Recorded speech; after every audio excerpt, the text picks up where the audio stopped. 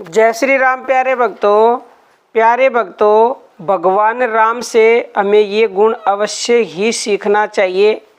प्यारे भक्तों, भगवान राम में अनंत गुण हैं। उनके गुणों का वर्णन मैं ही नहीं, संसार में कोई भी नहीं कर सकता। लेकिन इस गुण को जो सीख लेगा और इसे सीख के अपने जीवन में उतार लेगा, निसंदेह वो हर चीज़ प्राप्त कर सकता है। सुख शांति उसे मिलेगी, भगवान की प्राप्ति उसे होगी।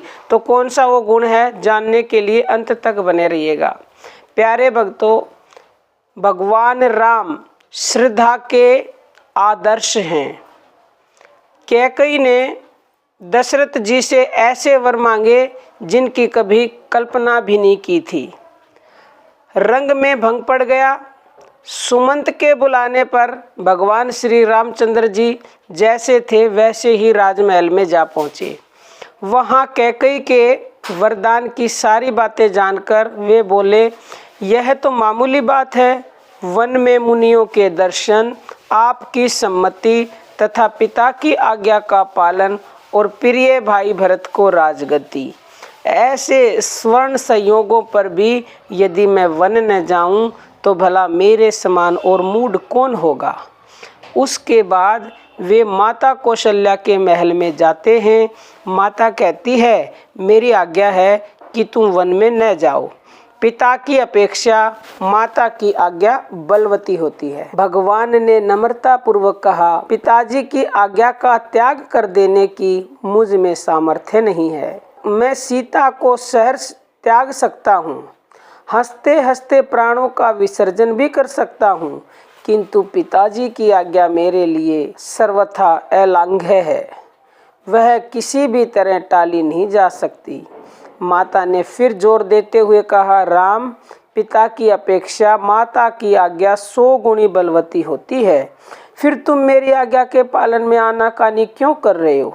राम बोले, आपका आदेश सर्वथा मान्य है माते, किंतु मेरे वनवास के लिए माता कैकेयी की भी तो आज्ञा है। इस बात को सुनकर माता कौशल्या निरुत्तर हो गई। भगवान राम ने श्रद्धा की पराकाष्ठा दिखला दी। वे प्राणों का त्याग कर देने के लिए तैयार हो गए, किंतु पिता की आज्ञा का परित्याग उनसे सहन न हो सका। श्रद्धा की आज्ञा की अवहेलना होने पर प्राणों के त्याग का प्रसंग उपस्थित हो जाना सचमुच श्रद्धा का सर्वोत्तम आदर्श है।